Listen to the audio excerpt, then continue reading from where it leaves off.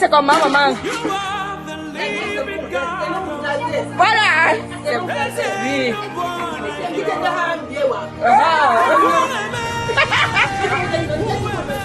Rapport français, rapport français.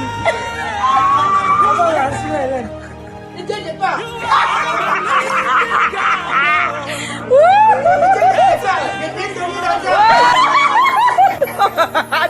On ne sort pas du principe.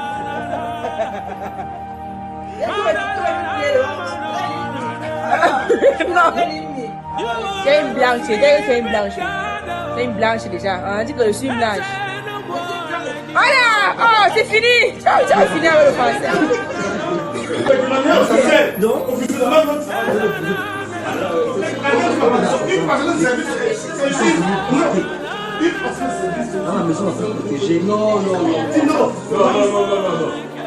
maintenant, tu ne peux pas. Non, dis pas non. Demandez officiel.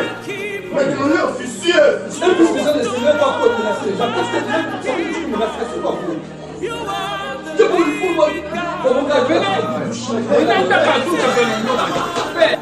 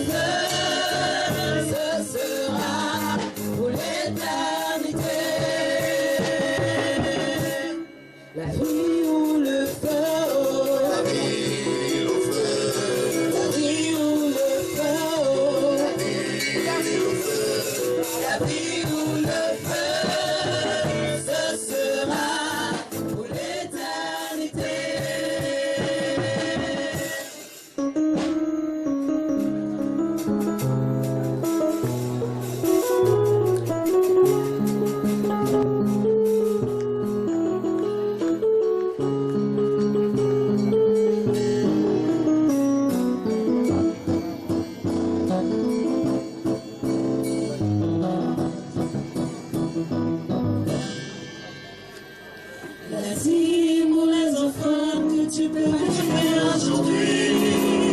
Ce te garantissent pas l'accès au ciel. Tu peux dire haut et fort que t'appartiens tellement religion pour assembler, baptiser depuis ton enfance. Et abandonner ta vie à Jésus, étant ancien et pas mauvais fait. Mais cela ne te garantit rien.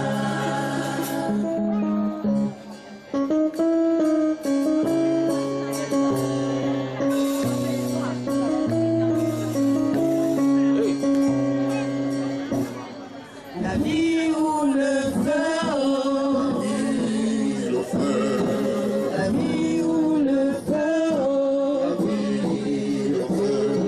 la vie ou le feu, ce sera pour l'éternité. La vie ou le feu, la vie ou le feu, la vie ou le feu.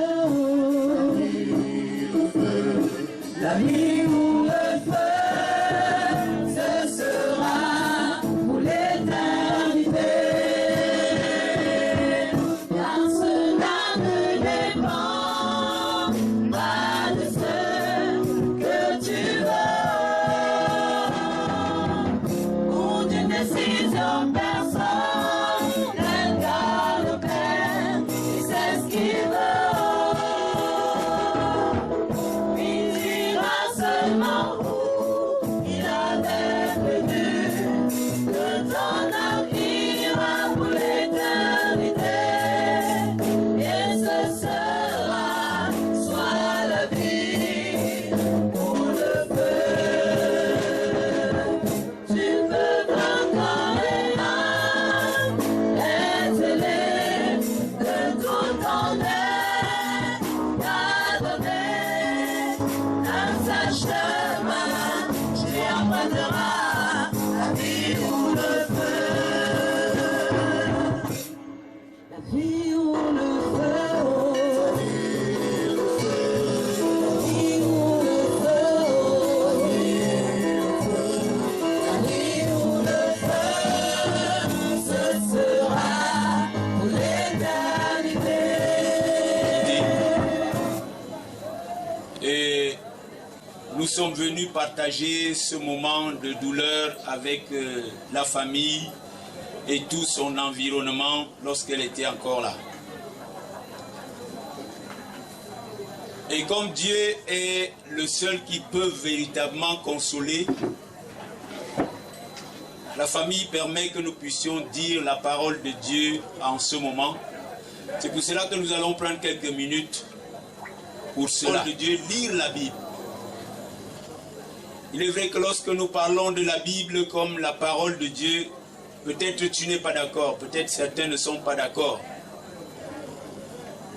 Moi-même, je n'ai pas été d'accord à un certain moment d'entendre dire que c'est la parole de Dieu, la Bible.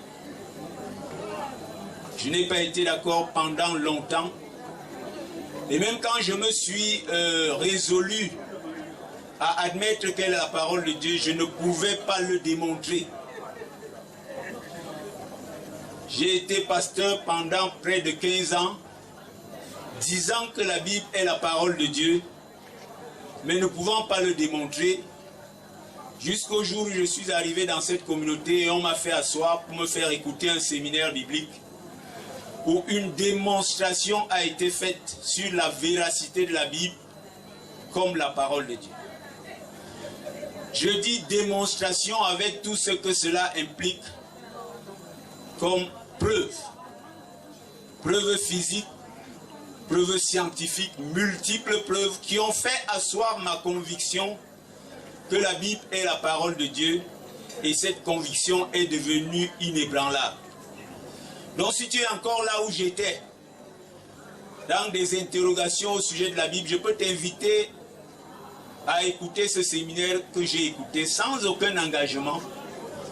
Et peut-être tu comprendras comme moi ce que Dieu notre Père, nous voulons te remercier pour ce moment. C'est un moment triste, assurément. Un être humain a quitté le monde Il a quitté une famille, il a quitté une communauté, il nous a quittés, maman Hélène nous a quittés. C'est un moment triste. Et nous voulons te supplier d'apporter la consolation dans les cœurs qui en souffrent, qui souffrent de son départ. C'est toi, Dieu, qui peut véritablement consoler. Permets que ce moment que nous passons encore ici avec son corps puisse être utile. Merci pour ce moment de la parole. Merci pour l'entendement et la compréhension que tu donnes aux uns et aux autres. À toi la gloire en toutes choses au nom de Jésus-Christ. Amen. Le verset 5 à 6. On va le lire pour nous. Ecclésiaste chapitre 9, versets 5 et 6. Qu'est-ce qu'il dit? Qu'est-ce que la parole de Dieu dit? On va écouter. Un lecteur. Les vivants, en effet, savent qu'ils mourront. Les vivants, en effet, savent qu'ils mourront. Mais les morts ne savent rien. Il n'y a pour eux plus de salaire, puisque leur mémoire est oubliée. Et leur amour, et leur haine, et leur envie ont déjà péri. Et ils n'auront plus jamais aucune part à tout ce qui se fait sous le soleil. C'est quand même des écritures fortes, si vous avez suivi. C'est une écriture forte. Elle dit que les vivants, en effet, savent qu'ils mourront. Les vivants, c'est qui? C'est toi et moi qui sommes encore là sur nos deux pieds, qui pouvons parler, qui pouvons respirer, qui pouvons nous mouvoir. C'est d'eux qu'il est question. C'est de toi et moi qu'il est question. La Bible dit, les vivants savent qu'ils mourront. Je ne sais pas s'il y a quelqu'un qui peut remettre en question cette affirmation, cette déclaration de la parole de Dieu. Ça veut dire que tu sais que tu vas mourir. La Bible t'informe que tu sais, même si tu fais le malin. Tu sais que tu vas mourir, tu sais que ton tour arrive. Chacun de nous sait que son tour arrive. Il n'est pas impossible qu'on se sépare en cette nuit et puis demain matin vous entendez que le pasteur qui parlait là hier soir est mort. Donc chacun de nous sait que son tour arrive. Les vivants en effet savent qu'ils mourront. Mais les morts ne savent rien. C'est ce que le verset dit. Les morts, c'est ceux qui, comme maman Hélène, sont couchés dans le cercueil à la mort ou qui sont déjà dans les cimetières. Ils ne respirent plus, ils ne parlent plus. La Bible dit qu'ils ne savent plus rien. La Bible dit que leur amour, leur haine, leurs envies ont déjà péri. Ça veut dire qu'ils ne peuvent plus nous aimer, ils ne peuvent plus nous haïr, ils ne peuvent plus envier quoi que ce soit. Peut-être tu pensais le contraire, mais voilà ce que la parole de Dieu dit. Que là où il est, le mort, à la mort, dans le cercueil ou dans la tombe, il ne peut plus aimer, il ne peut plus haïr, il ne peut plus envier. Le verset se termine en disant que ils n'auront plus jamais aucune part à tout ce qui se fait sous le soleil. Ils n'auront plus jamais aucune part à tout ce qui se fait sous le soleil. Donc ce qui se fait sur terre après eux, après que quelqu'un soit mort, ce qui se fait après lui ne le concerne pas. Il n'a pas part à cela. Il ne peut plus aimer, il ne peut plus haïr, il ne peut plus envier. Tout ce qu'on peut faire après lui ne le concerne pas. Donc en vérité, si nous sommes là ce soir, parce que cette parole est la vérité, nous sommes là à cause de maman Hélène, mais nous ne sommes pas là pour maman Hélène. Tout ce que nous pouvons faire en une soirée comme celle-ci, à cause de son départ, ce n'est pas pour elle. Ça ne lui sert plus à rien. Si nous organisons ces obsèques dignement, tant mieux pour nous. Si nous méprisons ces obsèques, honte à nous. Elle n'a plus aucune part à tout cela. C'est ce que la Bible dit. Tu dois choisir entre ce que la Bible dit et ce que tu pensais ou tes expériences personnelles que tu as faites avec des prétendus morts. La Bible dit qu'ils ne peuvent plus aimer, ils ne peuvent plus haïr, ils ne peuvent plus envier. Ils n'ont plus jamais aucune part à tout ce qui se fait sous le soleil. C'est pour ça que j'étais invité d'entrée de jeu à écouter ce que j'ai écouté au sujet de la Bible pour te convaincre que c'est la vérité. Parce que je sais qu'il y a des déclarations comme celle-là qui turlupinent un peu tes pensées, tes convictions, peut-être établies par des traditions millénaires. Mais c'est la parole de Dieu, elle est la vérité. Donc, c'est pour nous que nous sommes là. Pour honorer sa mémoire. C'est nous qui l'honorons. Quand la Bible dit que leur mémoire a disparu, ça veut dire quoi? Ça veut dire qu'ils ne pensent plus à rien de ce qui se fait derrière, après eux. C'est quand même très fort par rapport à ce que nous pensons. Ça, c'est le premier verset. Le deuxième verset, c'est dans Ecclésiaste, toujours au chapitre 7, le verset 14. Votre attention, s'il vous plaît. Au jour du malheur, réfléchis. Dieu a fait l'un comme l'autre, afin que l'homme ne découvre en rien ce qui sera après lui. Dieu a fait l'un comme l'autre. Dieu a fait le jour du bonheur. Dieu a fait le jour du malheur. C'est Dieu qui a fait l'un comme l'autre. Si tu penses le contraire, c'est à ton corps défendant. C'est Dieu qui a fait le jour du malheur. C'est Dieu qui a fait le jour du bonheur dans un but précis. Ce n'est pas le diable. Si on t'a appris que c'est le diable qui organise le malheur, c'est un mensonge parce que la Bible dit exactement le contraire. C'est Dieu qui dit qu'il a fait tout cela, les jours de bonheur et les jours de malheur. Pourquoi? Nous sommes dans un jour de bonheur, un jour de malheur. C'est la reine des épouvantes. C'est le terminateur comme celui-ci. Dieu nous invite à réfléchir, à nous arrêter un instant pour réfléchir. Mais alors on réfléchit sur quoi? Dieu veut qu'on réfléchisse sur quoi? En un jour de malheur comme celui-ci, on réfléchit sur quoi? On peut réfléchir sur quelque chose. Pour que les obsèques se passent bien, on peut réfléchir. Ce n'est pas une mauvaise chose. À côté de cela, il y a quelqu'un qui a réfléchi pour voir combien de casiers de bière il peut vendre à l'occasion. Il y a un autre qui a réfléchi pour voir quelle quantité d'alcool il peut ingurgiter pour aller raconter après que c'était un grand deuil, puisqu'il aura bien mangé et bien bu. Puisque les deuils sont devenus des occasions de mangement et de... Il y a quelqu'un d'autre qui a réfléchi et qui est peut-être là ce soir avec son concubin ou sa concubine. Il est parti de Douala ou de je ne sais quel coin du pays, ayant dit à son mari ou à son épouse pour le voir, je vais au deuil, alors que c'était pour venir congoler avec une concubine ou un concubin. Il y a des choses comme ça qui se passent. Mais est-ce que c'est sur ça que la réflexion à laquelle Dieu nous invite devrait être axée? Je ne pense pas. Je crois qu'à un moment comme celui-ci, il est important de s'arrêter et de réfléchir sur la mort. Parce que en fait, mon tour arrive. Le tour de chacun de nous arrive. En fait, c'est une telle certitude. La mort est la seule chose certaine, presque la seule chose certaine dans la vie de tout être humain. Dès que tu as atterri dans ce monde, à ton accouchement, ta mort est déjà certaine. Elle peut même arriver plus tôt que tu le penses. Parce qu'il a tout fait, comment toi tu me parles? À tout âge, on meurt. Donc à l'âge de Jésus, Non, non, il a appelé de parler. Donc si vivait là 100 ans. chacun devrait être prêt. Mais curieusement, on se prépare à faire toutes les choses. On se prépare au mariage, on se prépare à l'éducation, on se prépare à construire une maison, on se prépare à acheter les derniers de voitures, les meilleures robes, on se prépare à contrôler, à se marier. Il me Mais on ne se prépare pas à mourir.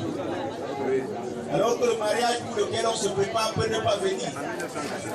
La course à l'argent qu'on cherche, on peut ne pas l'avoir. Les enfants qu'on veut avoir, on peut ne pas les avoir ou bien on peut les avoir et ça devient un sujet même de tristesse.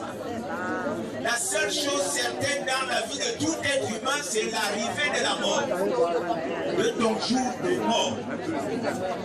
Est-ce qu'il n'est pas intelligent de s'arrêter un temps pour y réfléchir? Nous avons un cantique que nous chantons souvent dans notre vie. Le problème, ce n'est pas de mourir. En fait, oui, le problème, ce n'est pas de mourir. La mort ne devrait pas être un problème. Puisque, est-ce qu'on va? Où est-ce que tu iras? C'est là la question, c'est là le problème fondamental. La mort en elle-même n'est pas un problème, ne devrait pas être un problème. Si elle est un problème pour toi, j'ai envie de dire que tu n'es pas un chrétien.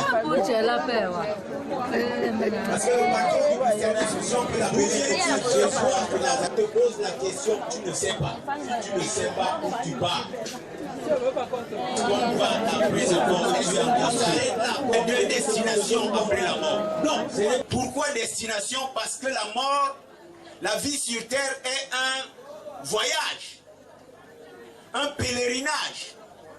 C'est ce que la Bible dit dans Hébreux 11, verset 13 qu'on va lire. Le séjour sur terre est un voyage, le séjour sur terre est un pèlerinage. Lisons Hébreux 11, verset 13. C'est dans la foi qu'ils sont tous morts. C'est dans la foi qu'ils sont tous morts. Les anciens de la foi, les Abraham, les Noé, les Josué, les Moïse et autres, c'est dans la foi qu'ils sont tous morts. Sans avoir obtenu les choses promises. Mais ils les ont vus et salués de loin, reconnaissant qu'ils étaient étrangers et voyageurs sur la terre. Reconnaissant qu'ils étaient étrangers et voyageurs sur la terre. Reconnaissant qu'ils étaient étrangers et voyageurs sur la terre. Voilà ce que les hommes de foi ont reconnu avant nous. Qu'en est-il de nous? Qu'en est-il de toi, mon cher? Est-ce que tu reconnais que tu es étranger et voyageur sur la terre? Ou bien alors toi tu es un autochtone, un patron, un propriétaire terrien? C'est eux qui ont des comportements contraires à ceux des pèlerins et des voyageurs. Pèlerin, voyageur, ça veut dire qu'on est de passage sur la terre. Est-ce que tu es conscient d'être de passage? Ne réponds pas vite, réponds dans ton cœur, mais ne réponds pas vite. Parce que les actes que tu poses peuvent démontrer le contraire. Est-ce que tu reconnais que tu es pèlerin, voyageur sur cette terre? Parce que si on le reconnaît, il y a beaucoup de choses qu'on ne ferait pas. Il y a des choses qui ne seront pas prioritaires. Il y a des choses qu'on priorise et qui ne le seraient pas. Pèlerin, voyageur, un voyageur, c'est quelqu'un qui a un début du voyage et une destination. Si on est pèlerin et voyageur sur la terre, c'est qu'on a une destination finale. Quelle sera ta destination finale? Où iras-tu? Si tu n'as pas de réponse à cette question, tu n'es pas chrétien. Tu es un fantoche, tu es un animateur de galerie dans les milieux chrétiens. Le véritable chrétien, bibliquement parlant, sait où il ira. Non seulement il sait, mais il peut apporter la preuve. Parce que si quelqu'un te dit, je vais en France demain, je vais aux États-Unis demain. S'il te dit qu'il va aux États-Unis, il peut t'apporter la preuve aujourd'hui que demain il va aux États-Unis. Si quelqu'un te dit je vais en France dans une semaine, il doit être capable de t'apporter la preuve au moment où il parle de ce qu'il va en France. Et nous connaissons tous la preuve qu'il devrait apporter. La preuve, c'est le visa. C'est le visa qui donne la certitude de la destination d'un voyage comme celui-là. Donc, si tu pars du Cameroun pour le royaume d'Angleterre ou pour le royaume d'Arabie Saoudite, l'Arabie Saoudite, l'Angleterre doit te donner le visa pendant que tu es à Yaoundé. C'est comme ça que ça se passe. Pendant que tu es à Yaoundé, point de départ de ton voyage pour l'Angleterre, le royaume d'Angleterre, pendant que tu es à Yaoundé, point de départ pour ton voyage pour le royaume d'Arabie Saoudite, l'Arabie Saoudite, par sa représentation diplomatique, ou l'Angleterre, par sa représentation diplomatique, te donne le visa ici pour que tu puisses démontrer que demain, tu vas en Angleterre. J'ai pris l'exemple de deux royaumes, le royaume d'Angleterre, le royaume d'Arabie Saoudite, pour atterrir sur le royaume de Dieu. Jésus a parlé du royaume de Dieu comme étant une des deux destinations. Donc si tu me dis que tu vas finir le voyage sur terre au royaume de Dieu, ça veut dire qu'au moment où nous parlons, tu as le visa d'entrer au royaume de Dieu. Est-ce que tu as le visa d'entrer au royaume de Dieu? Si tu te demandes de quoi je parle, ça veut dire que tu ne l'as pas. L'accès dans un royaume, royaume d'Angleterre, royaume de Belgique, royaume d'Arabie Saoudite, on n'y entre pas sans visa qui t'a été donné par le royaume en question. Est-ce que le royaume des cieux t'a donné le visa pendant que nous sommes ici à cette veillée? As-tu le visa pour le royaume de Dieu? Si tu ne l'as pas, c'est sûr que tu vas te retrouver à la fin de ton voyage de sur terre partout, sauf au royaume de Dieu. On ne se retrouve pas là-bas parce qu'on a chanté les alléluia à Jésus pendant ton pèlerinage sur terre. On se retrouve là-bas parce que le royaume des cieux t'a donné le visa pendant que tu étais encore sur tes deux pieds. Si tu es assis et tu demandes que le visa là c'est quoi? C'est la preuve que tu ne l'as pas. Et tu es en danger. Parce que ce visa, Jésus en a clairement parlé. Même comme il n'a pas utilisé le mot visa qui est un terme moderne, il a parlé de ce qu'il faut faire pour entrer dans le royaume, de ce qu'il faut. Tu rendras l'entrée dans le royaume. Tu prendras la direction de l'enfer. Parce que tu seras préoccupé de beaucoup de choses. Construire les maisons, acheter les voitures, alors que tu seras passé à côté de l'essentiel. C'est pour ça que Jésus pose une question fondamentale dans Matthieu 16, 26 que nous allons lire. Matthieu 16, verset 26. Jésus pose une question fondamentale. Que servirait-il à un homme de gagner tout le monde s'il perdait son âme? Et que servirait-il à un homme de gagner tout le monde s'il perdait son âme? Ou que donnerait un homme en échange de son âme? Que peut donner un homme en échange de son âme? Ça a l'air d'être des questions.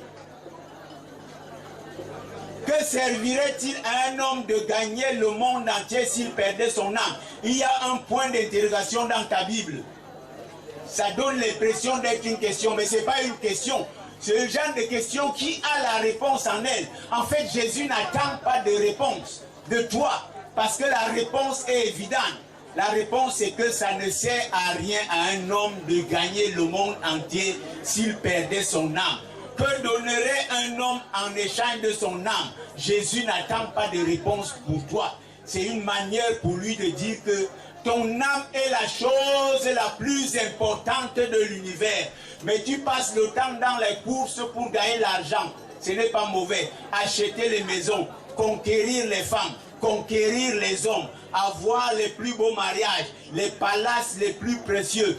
Mais que te servent toutes ces choses? À quoi te servent toutes ces choses si tu perds ton âme? Si tu es en train de perdre ton âme? C'est la question de Jésus. Est-ce que tu as une réponse à cette question?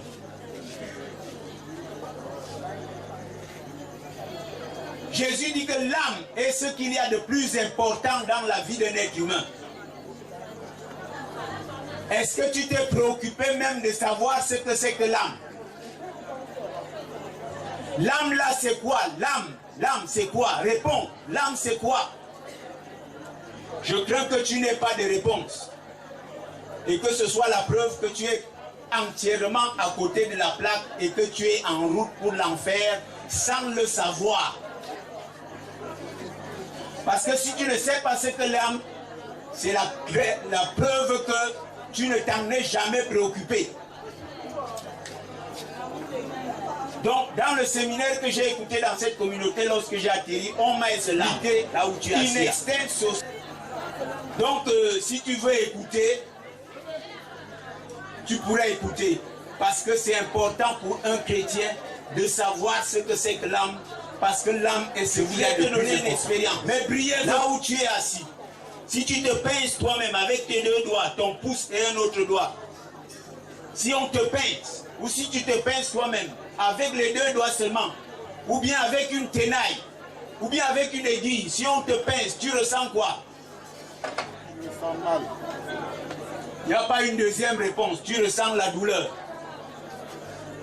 La douleur que tu ressens, deuxième question, c'est le corps qui ressent la douleur, oui ou non? Pourquoi tu ne réponds plus? C'est le corps-ci qui ressent la douleur. Tu as raison de ne pas répondre, tu risques de dire une bêtise. Ce n'est pas le corps-ci qui ressent la douleur. Si dans ton cœur tu as répondu oui, c'est le corps qui ressent la douleur, c'est la preuve que tu as besoin de comprendre ce que c'est que l'âme. Ce n'est pas le corps-ci qui ressent la douleur quand je marche sur mes deux pieds et qu'une pointe me pique ou qu'on me pince. La preuve, c'est que si on va pincer maman Hélène là où elle est couchée dans le cercueil maintenant là, c'est son corps qu'on pince. Ce corps va ressentir encore la douleur. Ce corps va ressentir encore la douleur? Non. Ce qui ressentait la douleur, lorsqu'elle était sur ses deux pieds, son âme est déjà partie. C'est pour ça que nous utilisons tous l'expression « elle a rendu l'âme ». Elle a rendu l'âme, son âme est partie. Elle a rendu l'âme. Le jour où tu vas rendre l'âme, tu vas rendre ton âme à qui? Si tu n'as pas de réponse à cette question, tu fais le religieux, tu n'es pas au chrétien. Tu es en route pour l'enfer parce que tu ne sais pas ce que c'est que l'âme. Donc, le jour où tu vas rendre l'âme, tu vas rendre ton âme à qui? La Bible parle du propriétaire de ton âme. Le propriétaire de ton âme, c'est Dieu. Si le royaume des cieux t'a donné le visa, le propriétaire de ton âme, c'est Dieu. Et au jour où tu vas expirer, tu vas rendre ton âme à Dieu. Mais si au moment où nous parlons, tu n'as pas le visa pour le royaume des cieux, c'est clair que le propriétaire de ton âme, c'est Satan le diable, qui va se presser de récupérer ton âme pour t'amener là où il est. Tous tes alléluia, amen, tous tes aumônes, toutes tes offrandes, tous tes titres, toutes tes gloires de pasteur, d'archevêque, de bishop, de choriste, de chantre, tout cela va tomber dans l'eau. Parce que ce n'est pas ça qui fait entrer là-bas. Il faut avoir le visa. Le visa, c'est quoi? Tu ne sais pas. Donc, bien-aimé, c'est des moments de réflexion. J'espère que tu vas poursuivre la réflexion et te préoccuper de savoir qu'est-ce qu'il en est de ton âme.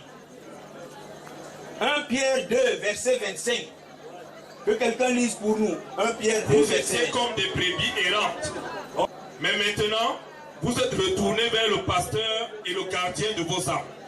Vous êtes retournés vers le pasteur et gardien de vos âmes. Quel est le pasteur gardien de ton âme? Si le pasteur gardien de ton âme, c'est ton bishop, ton archbishop, il est clair que toi et lui, vous êtes à côté de la plaque. Ce jour-là qui arrive, tu vas retourner chez le gardien de ton âme, le pasteur et gardien de ton âme, Jésus-Christ.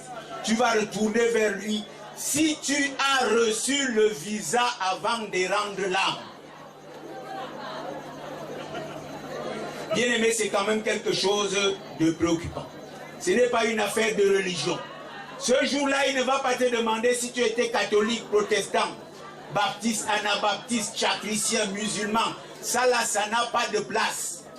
Pour entrer dans ce royaume-là, à l'aéroport, on va te demander le visa.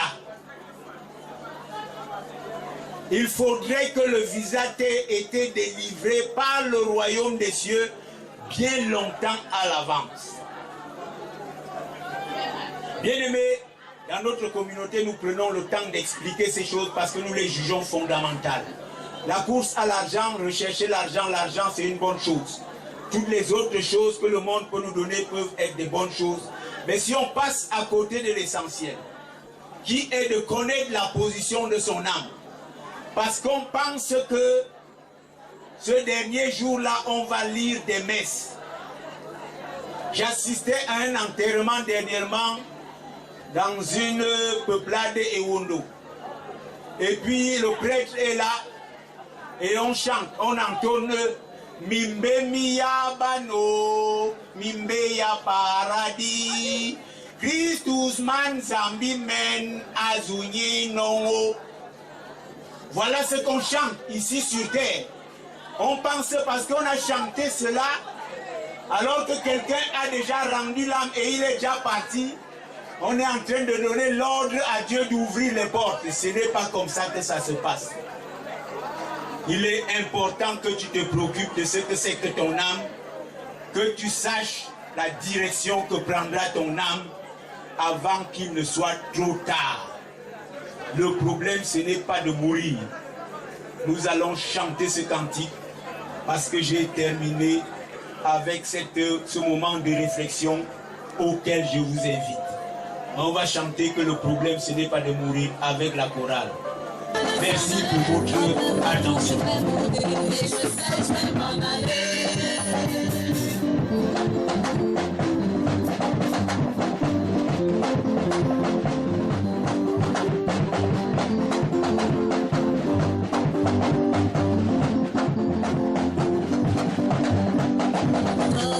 Sollicite un jardin, il ne veut pas de cola, il ne veut pas de poignard, mais ils oublient tous qu'il n'y a pas de bonheur parce que le problème ce n'est pas de mourir, cette savant va s'en aller. Le problème ce n'est pas de mourir, cette savant va s'en aller. Il savait le s'en aller, l'apôtre Paul est mort. Il savait le s'en aller, Jésus lui-même il est mort. Il savait le s'en aller, moi-même un jour je vais mourir. Et je sais, je vais m'en aller. Vas-y, joue au fort, un jour viendra où tu seras enterré. Vas-y, mange et bois, mais c'est pas ça le problème. Sache qu'un jour tu vis, un autre jour tu meurs. Le problème ce n'est pas de mourir, cette savant va s'en aller. Le problème ce n'est pas de mourir, cette savant va s'en aller. L'apôtre Paul est mort, il savait s'en aller. Jésus lui-même il est mort, il savait s'en aller. Même un jour je vais mourir et je sais que je vais m'en aller.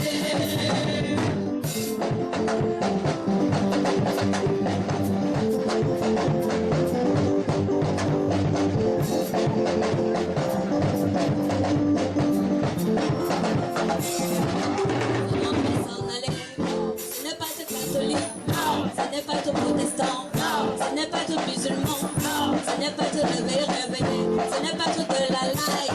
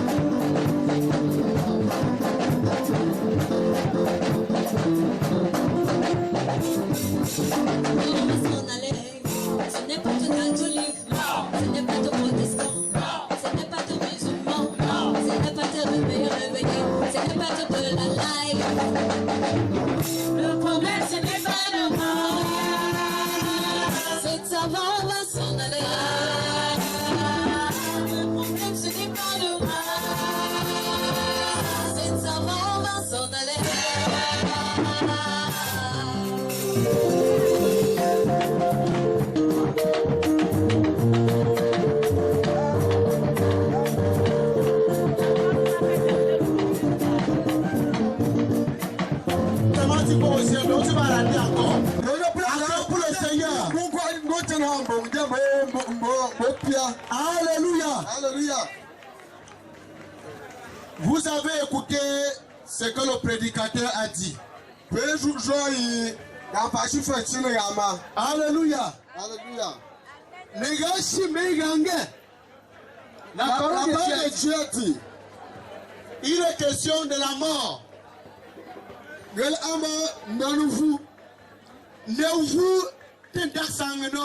La mort ne laisse personne. Si ce n'est pas chez toi aujourd'hui, sache que c'est derrière la maison. C'est pourquoi nous avons pris maintenant le micro pour réitérer cela en langue locale. Nous sommes donc en train de dire, la mort est telle que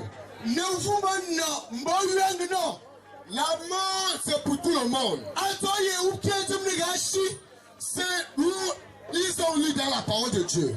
On dit la parole de Dieu. Ce n'est pas ta parole. Ce n'est ni ma parole. C'est la parole de Dieu. Dieu qui a créé toutes choses. C'est lui qui parle. Alléluia. Alléluia. Quelqu'un avait dit un jour que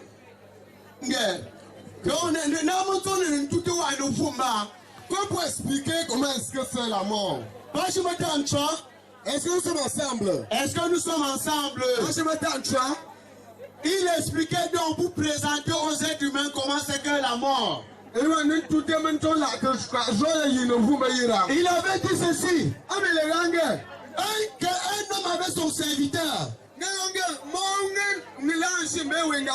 Il avait son serviteur. Un jour son serviteur sort. Il a fui. Il est parti dire à son maître. Il dit à son maître que j'ai vu la mort en route. Il a sorti ses grosses yeux pour me regarder. Une fois que j'ai quitté ici là, je dois quitter d'ici. Alléluia. Et comme le maître aimait beaucoup son serviteur, amen. Comme il aimait beaucoup son serviteur, le maître est sorti. Il tomba. Je vais lui raconter la mort là. Il retrouve la mort là. Moi je sois des dossiers et regarde mon serviteur. Alléluia. Alors son serviteur là, il avait fait ses bagages à la maison pour partir à Dubaï. Il était bien parti. Alors maintenant,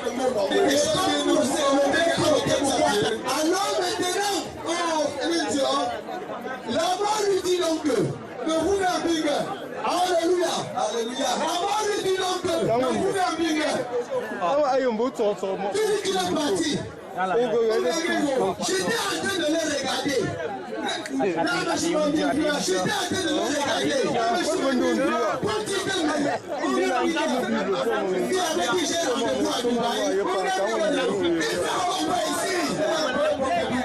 Alléluia. Alors c'était pour expliquer que la mort est de tous. Ne vous personne ne peut échapper. Pour le coup de voix, personne ne peut échapper. Pour le coup de voix, selon ce que vous avez entendu, il n'est pas question de savoir où tu vas mourir partir.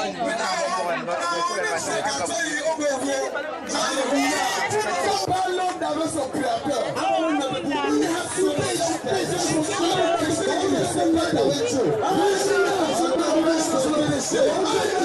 C'est le péché. Alléluia. On l'entend pour nous. Si tu abandonnes le péché, parce que l'air n'est pas l'amusement. Jésus à la porte pour revenir prendre Alléluia. Le péché. De plus en plus tu te sépares de Dieu. Non. que tu sois né de Dieu. Donc tu sois né de Dieu. Né de Dieu. Au commencement était quoi? Au commencement était. Alléluia. Alléluia. Je n'ai pas entendu le commencement c'est la vie éternelle. La vie éternelle. La vie éternelle. La vie éternelle. C'est pourquoi nous vous annonçons que soyez attentifs. Ce n'est pas pour rien que Dieu a dit qu'il est bien être dans les maisons des deuils. Pour prendre conscience. Il fait mieux. Je ne peux pas le dire comme ça. On est dans le débit de boisson chez Petit. Donc on est à la mise en bière de la bière. C'est pas ça, chérie. C'est ça mon cœur. Alors, mise en bière de la bière. C'est un reportage de Jean Lambert. Les gens qui dorment là. Angélique, quand tu vas, ils dorment.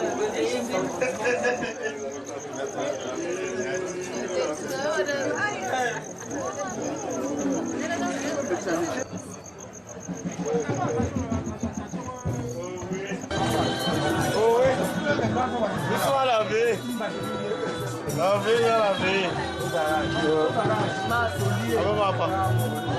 Voilà ma part de frère, 25 ans plus tard. Ouais.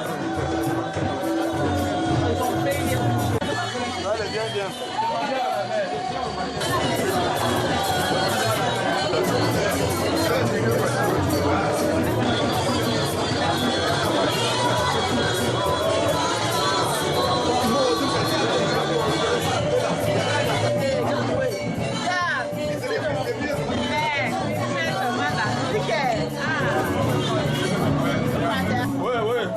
Ça marche bien. Il faut que demain matin, c'est comme ça la terre.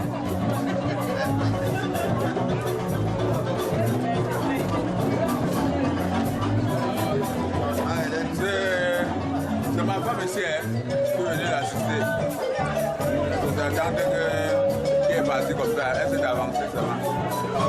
Nous sommes derrière.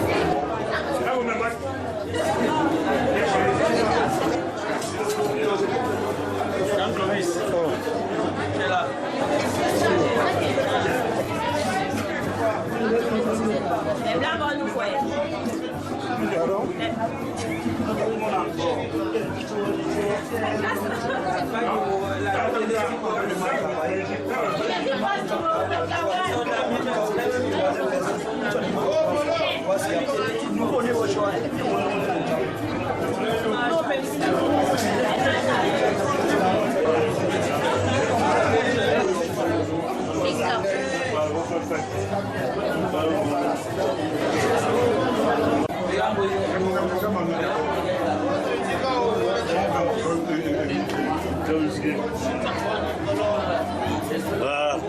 That's it. No. Hey, grand. C'est quoi? Petit à vous. Salut mon ami.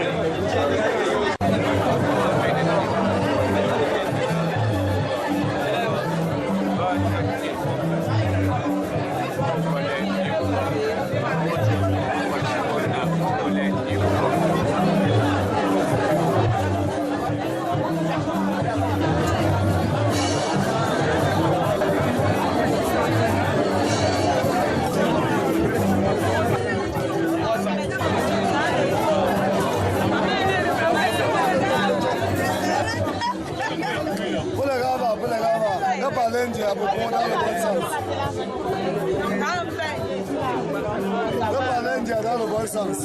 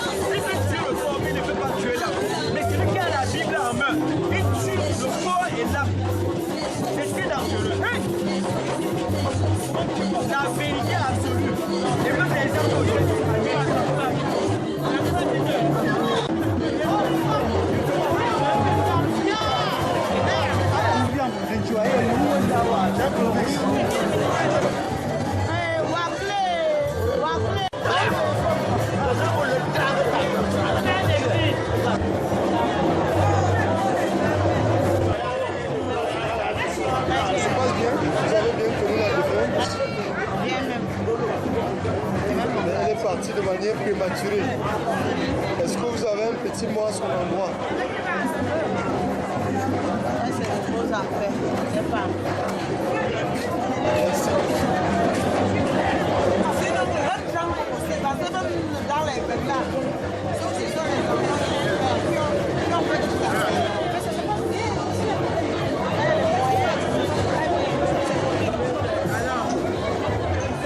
Voilà. Je n'ai pas suivi, madame. Puis concernant le deuil, ça se passe très bien au niveau de Yaoundé.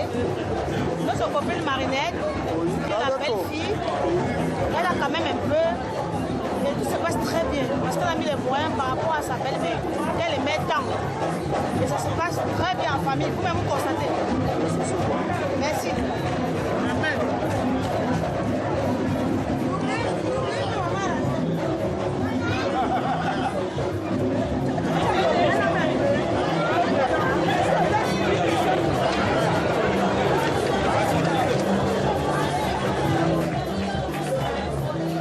Bonne dégustation, hein? Merci. Ça se passe bien?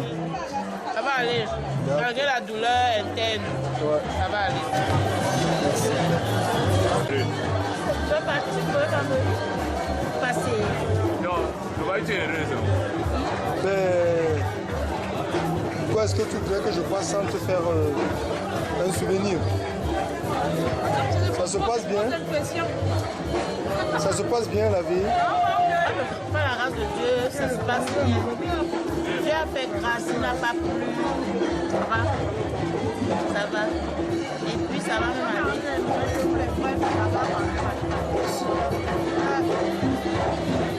Bon appétit.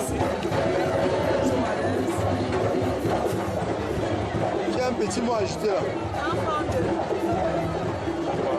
Eh madame. En fait, tout se passe bien. Il n'y a pas de plainte. Moi, je connais. Ah, mais vous êtes le seul monsieur là. Monsieur, Ça se passe bien la vie. alhamdoulilah, il n'y a que Dieu. Ça se passe bien. Ça se passe bien.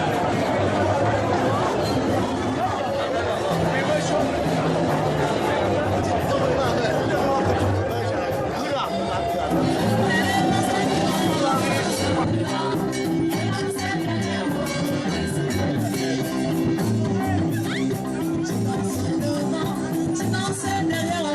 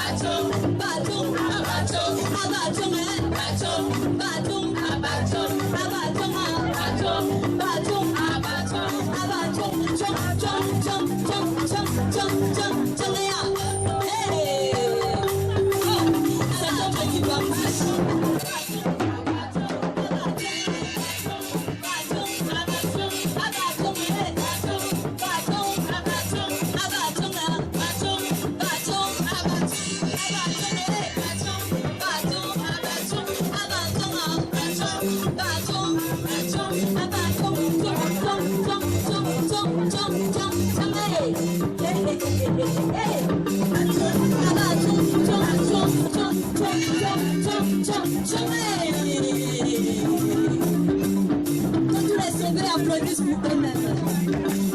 Parce que Dieu juge avec son salut. Mais si tu es sauvé, c'est une grâce immuable, une grâce infinie. Que tous les sauvés acclament pour le Dieu très haut qui a bien voulu de nous dans sa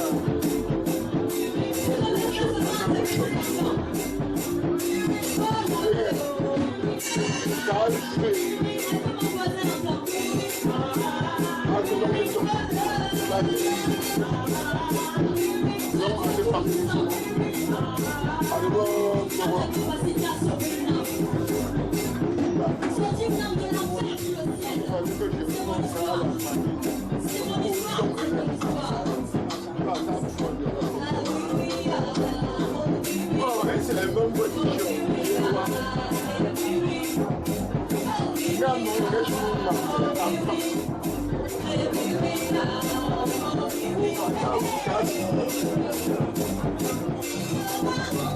Comment t'as fait l'élection il y a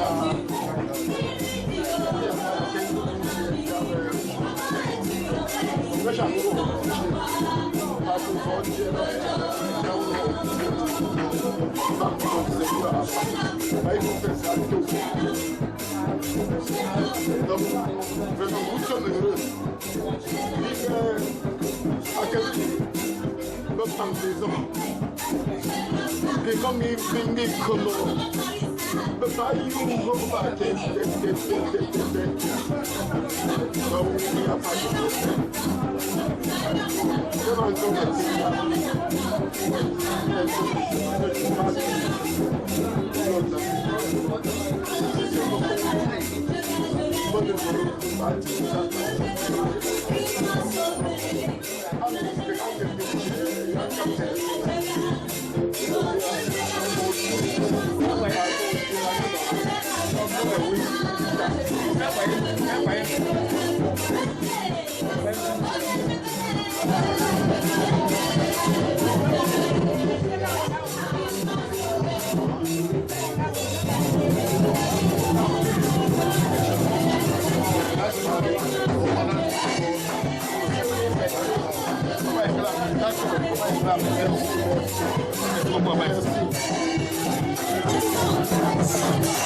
Hey!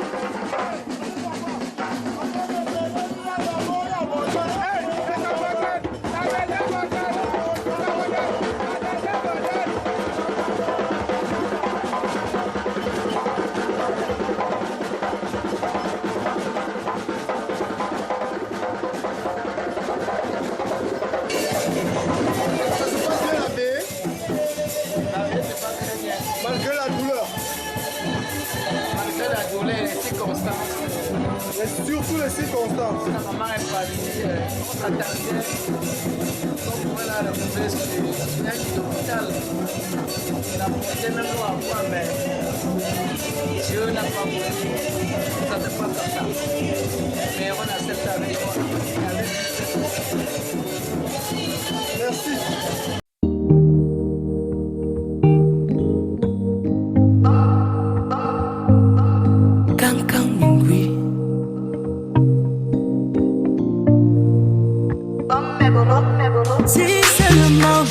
Si seulement tu savais comment et ce que tu m'as fait. Oh dis-moi où t'es parti, oh Yamolé. Quand tu as fait ça, est-ce que tu as pensé à moi et tout le passé? Oh qui va donc effacer, oh Yamolé. Oh je pleure, mais je pleure. Tu es parti, oh, donc je pleure, car tu m'as laissé. Oh je pleure, mais je pleure. Tu es parti, oh, donc je pleure, car tu m'as laissé.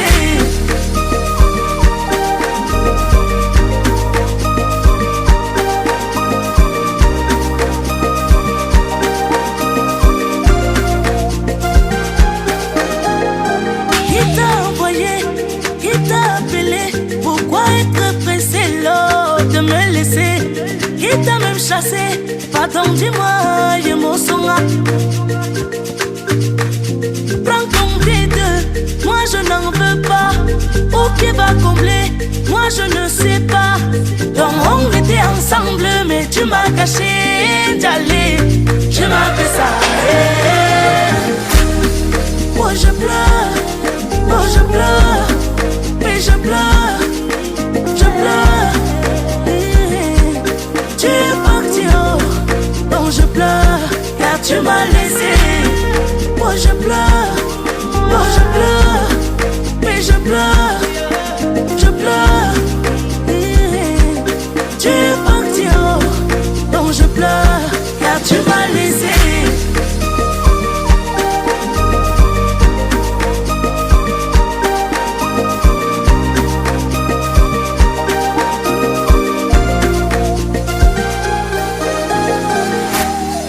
Oh je pleure, donc je pleure. Oh tu es parti, tu m'as laissé. C'est la première main qui m'a donné mon premier 5 000 dans ma vie. Mon premier argent que j'ai touché, c'est la main qui m'a...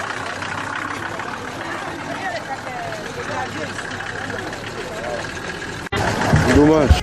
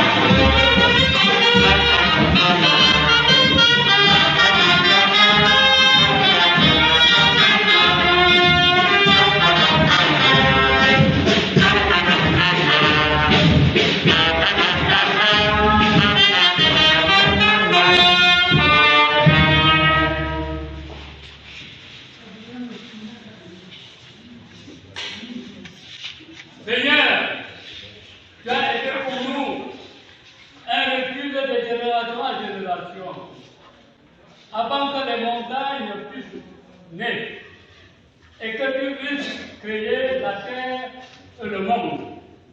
D'éternité en éternité, tu es Dieu. Tu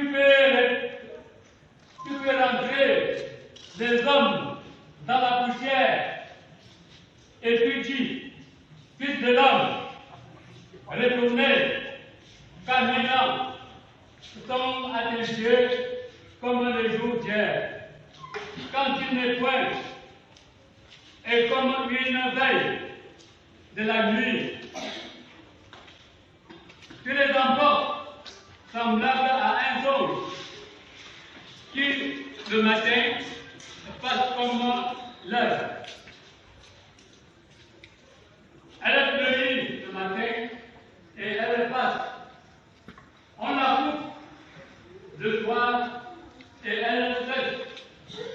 Nous sommes consumés par la colère.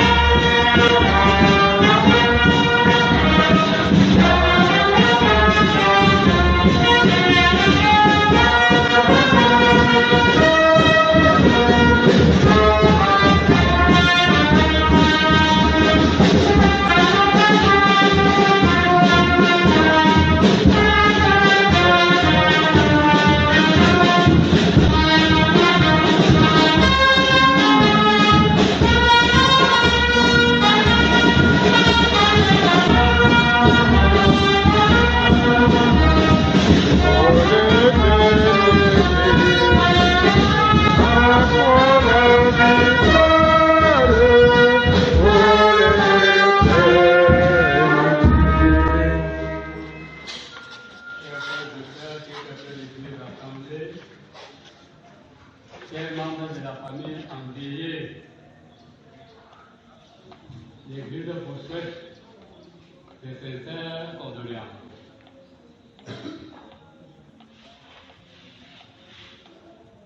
Que les dieux de paix vous consolent. Maintenant, nous passons directement la parole à un membre de la famille. Ben les gars là, que ta une famille gars fa la hale gamo, bi a pour les gars moyange, ba kwa une famille yo, ta pasteur moshi, be fini gars là. Mais wa donc bien si moshi a, en tout cas donc bien ton chien oui, qui me caméra, me fini gars ma gars, wa de fond qui moi.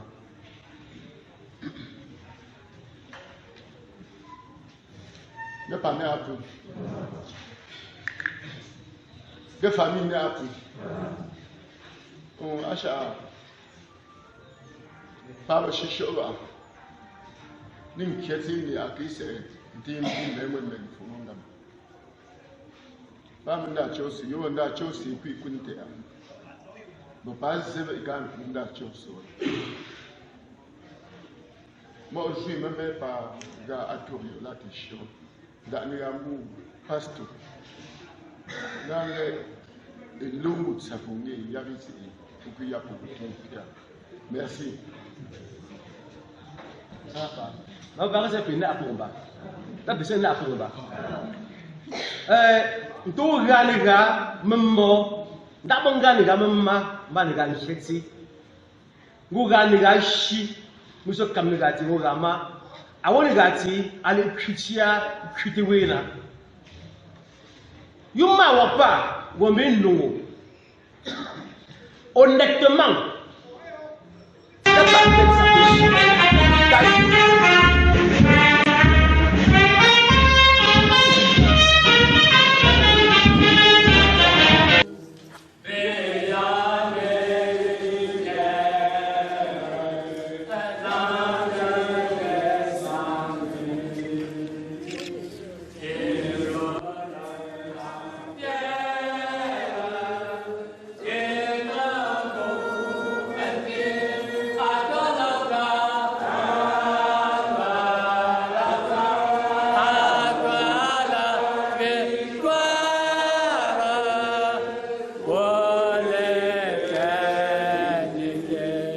Veuillez vous asseoir.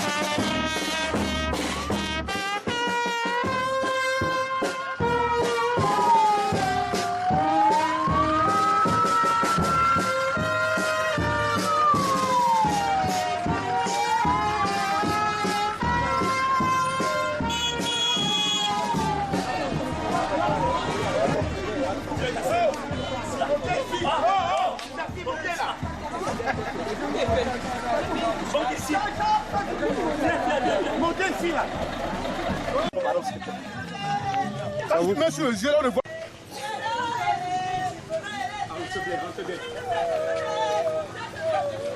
Ça va? Ouais, c'est bon, allons-y. Il y a tout le poids sur moi ici.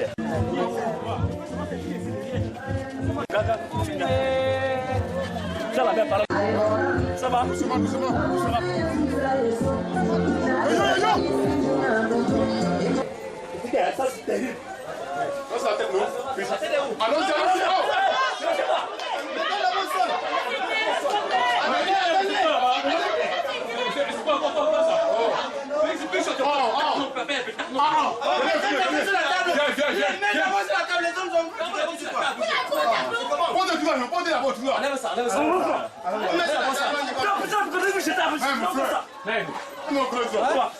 Allez, parle là-bas. D'abord, on appelle les filles. Attention. Attention, avec quoi? Doucement. On appelle les gens, on ne voit personne. Arrange un peu là. Ça va.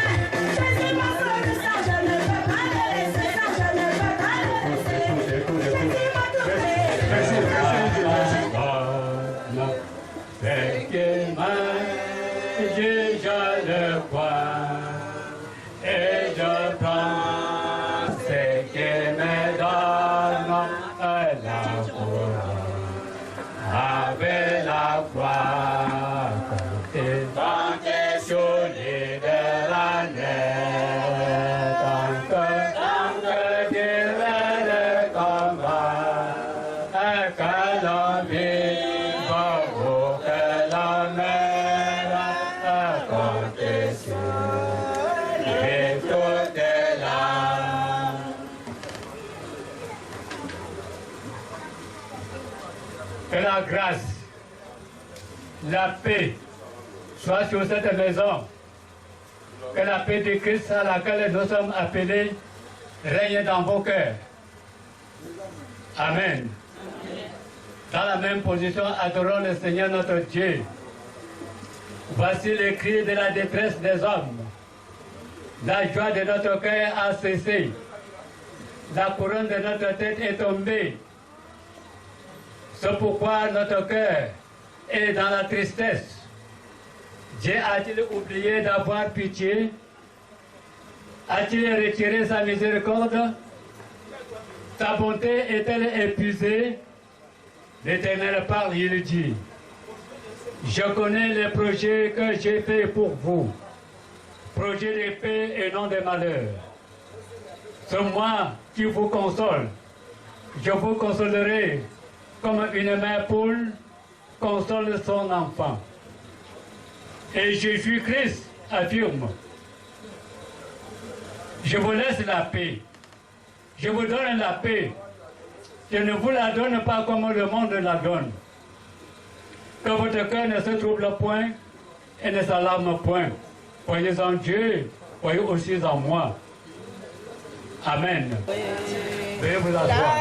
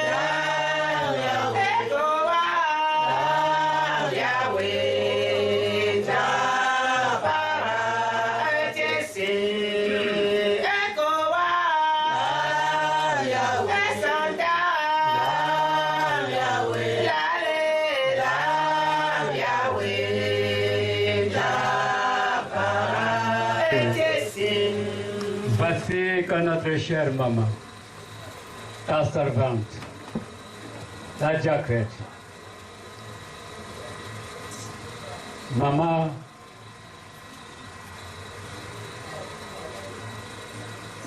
Hélène s'est endormie dans la paix de Dieu à l'âge de 74 ans environ.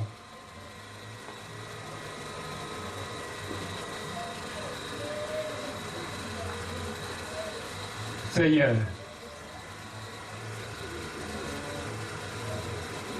donne-nous de garder son souvenir, non pas dans l'amertume de ce que nous perdons, ni même dans le seul regret du passé, mais dans l'espérance de ton royaume, où tu feras des tiens, tes serviteurs et servantes pour l'éternité. Dieu de toute consolation, apaise et soutiens par ta présence nos frères et sœurs dans le deuil pour les 2 étapes de cette journée. Et toi, Jésus-Christ, qui fus l'homme de douleur et qui a porté toutes nos épreuves, viens remplir toi-même au long des jours qui viennent le vide laissé par ce départ. Et ta paix, que surpasse toute intelligence, demeure sur cette maison. Amen.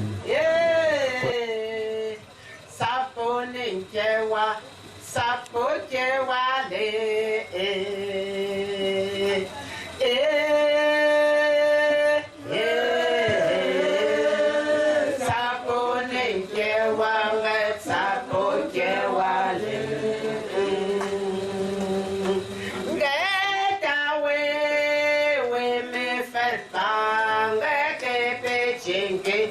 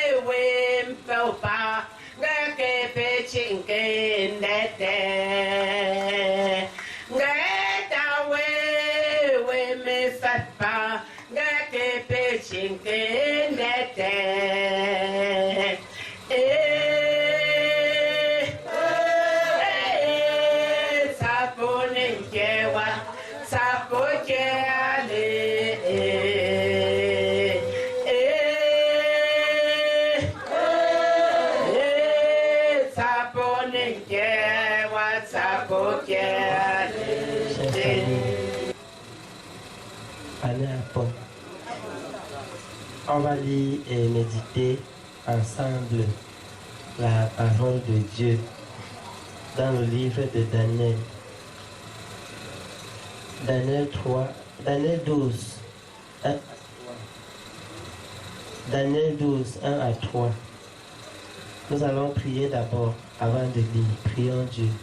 Seigneur, notre Dieu et notre Père, nous sommes rassemblés dans cette concession qui s'est transformée en une maison de deuil en cet après-midi. Tu as rappelé à toi, chère maman, nos cœurs sont attristés, nos cœurs sont dans le chagrin, nos cœurs sont déchirés par ce départ. Nous voulons entendre un mot de toi, parce que tu es le Dieu de toute consolation. Permets, Seigneur, qu'au travers de ta parole, nous allons lire et méditer, que nos cœurs soient consolés, que nos cœurs soient véritablement consolés, et que nous partions d'ici avec des cœurs tournés résolument vers toi, pour la vie éternelle. Seigneur, exauce-nous au nom de Jésus-Christ. Amen. Je lis. En ce temps-là, se lèvera Michaël, le grand chef, le défenseur des enfants de ton peuple, et ce sera une époque de détresse, telle qu'il n'y en a point eu, depuis que les nations existent à cette époque. En ce temps-là, ceux de ton peuple qui seront trouvés inscrits dans le livre de vie seront sauvés. Plusieurs de ceux qui dorment dans la poussière de la terre se réveilleront, les uns pour la vie éternelle, les autres pour l'opprobre éternel, pour la honte éternelle. Ceux qui auront été intelligents brilleront comme la splendeur du ciel, et ceux qui auront enseigné la justice à la multitude brilleront comme les étoiles, à toujours et à perpétuité. Amen. Qui sera mon témoin devant le Seigneur? Qui sera mon témoin là-haut? Qui sera mon témoin devant le Seigneur? Jésus sera mon témoin. Oh, qui sera mon témoin devant le Seigneur? Qui sera mon témoin là-haut? Qui sera mon témoin devant le Seigneur? Jésus sera mon témoin. Mes chers papas, mes chères mamans, mes chers frères et sœurs, nous sommes là en cette occasion parce que la mort nous a appelés dans cette maison nous sommes venus vous dire nos condoléances. Nous sommes venus vous accompagner et vous accompagner et accompagner la famille pour vous rassurer de ce que même dans ce moment de deuil, vous n'êtes pas seul parce que l'Éternel Dieu est avec vous. L'Éternel Dieu est avec vous et vous pouvez être rassurés de cela. C'est la raison pour laquelle nous avons décidé d'être là à ce culte. Nous rendons grâce à Dieu qui nous a conduits ici. Et nous remercions le pasteur de Saint-Thé qui a permis que nous puissions partager avec vous en cette occasion la parole de Dieu. À lui, notre maman. Nous nous souvenons que cette maison était l'une de nos maisons, lorsque nous étions à Saint-Thé. C'est la raison pour laquelle nous ne pouvions pas être absents à cette veillée. Nous avons lu une portion de texte du prophète qui nous donne de comprendre que après la vie que nous vivons maintenant, il y a une autre vie. Après la vie que nous vivons maintenant, il y a une autre vie. En fait, la mort n'est pas la fin de la vie. Après cette vie que nous vivons ici, il y a une autre vie. C'est la raison pour laquelle le prophète Daniel, oui, dit que ceux qui seront trouvés inscrits dans le livre de vie seront sauvés. Ceux qui seront trouvés inscrits dans le livre de vie seront sauvés. Parce qu'après la vie sur la terre, il y a une vie auprès de Dieu. Après la terre, il y a une vie. Et notre vie là-bas dépend de ce que nous avons vécu ici. Comment nous vivrons là-bas dépend des choix que nous avons effectués ici sur la terre. Nous sommes tous conscients, chers frères et sœurs, chères familles, qu'il y a un temps pour faire quelque chose. Il y a un temps, la Bible nous le dit, qu'il y a un temps pour naître et un temps pour mourir. Un temps pour vivre et un temps pour mourir. Un temps pour se rapprocher, un temps pour se séparer. Un temps même pour mourir. Un temps pour faire des choix de la vie. Et pendant que nous sommes en vie, Dieu nous a donné la possibilité et la liberté de faire des choix. Nous avons la possibilité de faire tout ce que nous voulons faire. Nous sommes ici aujourd'hui parce que nous avons décidé. Certains sont partis de Yaoundé, certains sont partis de Douala, certains sont partis de Bafoussam, certains sont partis de n'importe où, je ne sais, pour être là. Parce que Dieu nous a soufflé de vie et Dieu nous a donné la force pour être là. Dans le temps de la vie, c'est le temps pour nous pour faire des choix. Et parmi les choix que nous faisons, il y a des choix qui sont moins importants, il y a des choix qui sont plus importants. Le choix de se donner au Seigneur, c'est l'un des grands choix. Le temps de choisir Jésus-Christ, alors la décision de se donner au Seigneur, c'est l'un des grands choix que nous devons faire. Plusieurs de ceux qui dorment dans la poussière de la terre se réveilleront, les uns pour la vie éternelle et les autres pour la honte éternelle. Un temps viendra où toutes ces personnes vont se réveiller, tel que Dieu va décider. Et quand toutes ces personnes vont se réveiller, certains vont se réveiller pour la vie éternelle et d'autres vont se réveiller pour la mort éternelle, pour la honte éternelle. Ceux qui ont le privilège, la grâce, le bonheur, l'honneur d'avoir choisi Jésus se réveilleront pour la vie éternelle. Ceux qui ne l'auront pas choisi, ceux qui n'auront pas inscrit leur nom dans le livre de vie, se réveilleront pour la mort éternelle. C'est pour ça que je disais au départ que la mort n'est pas la fin de la vie. Parce qu'après la mort, il y a une vie. Après notre mort, il y a une vie. Et donc, pendant que nous sommes rassemblés ici, pour nous lamenter, pour pleurer, parce que Dieu a appelé maman Hélène.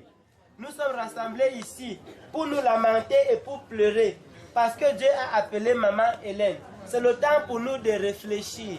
C'est le temps pour nous de voir la vie que nous vivons. C'est le temps pour nous de voir des choix que nous faisons.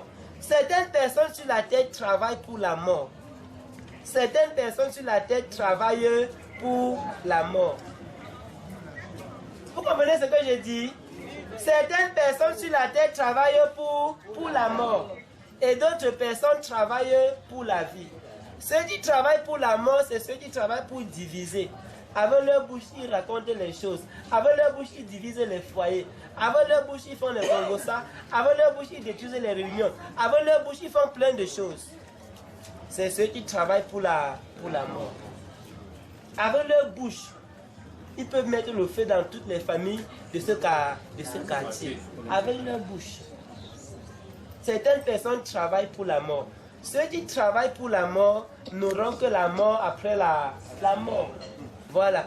Ceux qui travaillent pour la vie auront la vie après la vie. Voilà. Ceux qui travaillent pour la vie, c'est ceux qui font des bons choix. C'est ceux qui sont là pour construire. C'est ceux qui sont là pour rassembler. C'est ceux qui sont là pour bénir. C'est ceux qui sont là pour encourager. C'est ceux qui sont capables d'aider un orphelin. C'est ceux qui peuvent aider un enfant qui ne peut pas aller à l'école à y aller. Certaines personnes travaillent pour la mort, d'autres travaillent pour la vie. Chers frères et sœurs, pendant que nous sommes rassemblés ici, chacun de nous a la possibilité d'inscrire son nom. D'inscrire son nom dans le livre de vie.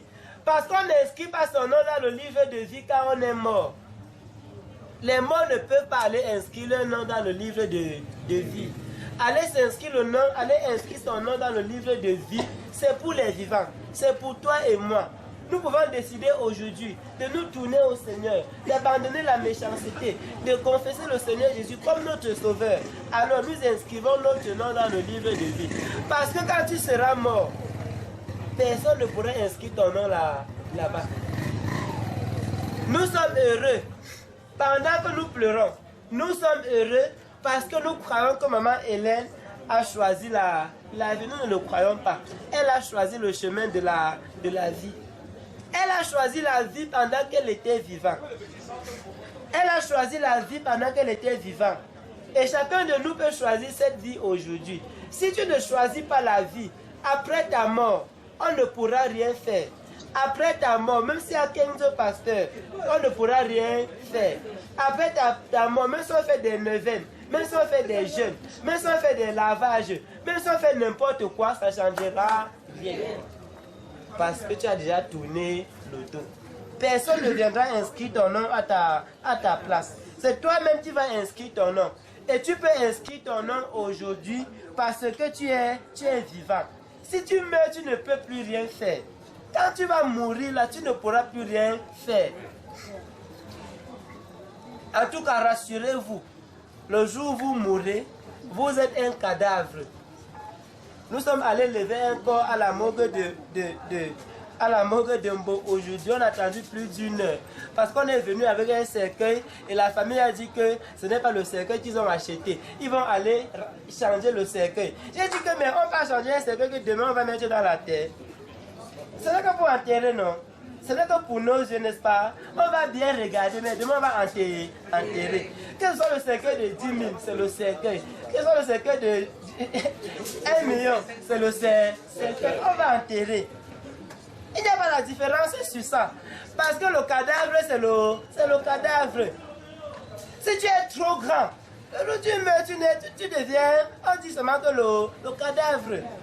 Tu n'es que le cadavre. Tu es plus petit. Le jour où tu meurs, tu n'es que le cadavre. On ne distingue une différence entre les cadavres. Le cadavre du riche, le cadavre du pauvre, tout c'est le cadavre. Tout c'est le cadavre.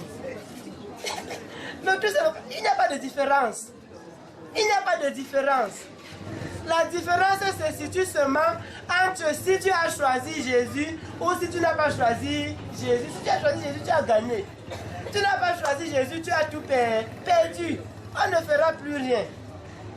C'est la raison pour laquelle, chers frères et sœurs, maman Hélène, à travers son départ, nous a rassemblés ici pour que nous puissions confesser le Dieu qu'elle a confessé.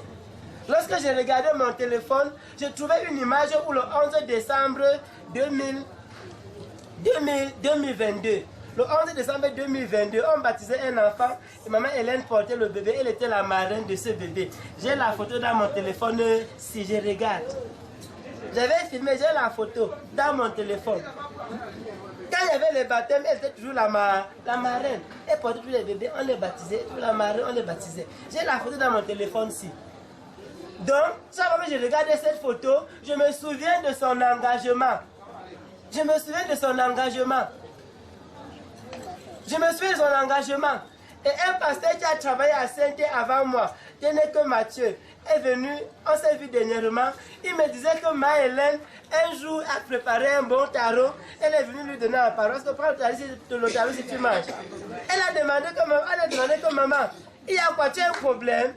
Elle a dit au pasteur que je n'ai pas de problème. Mange le tarot si c'est pour te préparer, parce que si demain il y a un problème, tu vas bien prendre mon problème. Papa Mathieu m'a dit ça fait quelques jours seulement. Quand on parlait que maman Hélène est décédée, il est venu à Toket. Donc je sais que maman Hélène était engagée. Je sais qu'elle a choisi le Seigneur et je suis convaincu de cela. Et aujourd'hui, chère famille, Dieu nous appelle à choisir. Peu importe comment nous mourrons demain, ce n'est pas un problème. D'ailleurs, nous allons tous partir. Ce n'est pas un problème. Chacun de nous va mourir, que ce soit par accident, comme notre maman, que ce soit par noyade, peu importe la façon qu'on va mourir, on va mourir. Le plus important, ce n'est pas qu'on meurt, on va mourir. Ça ne souffre de rien. Qu'on fuit la mort, peu importe ce qu'on va faire, on va finir un jour par mourir. Le plus important pour nous, qui sommes vivants, mes chers frères et sœurs, c'est où est-ce que nous allons après notre mort. Où est-ce que nous allons après notre mort? Où est-ce que nous allons après notre mort? Nous pouvons craindre, nous pouvons avoir peur. Si nous ne savons pas, mais si nous allons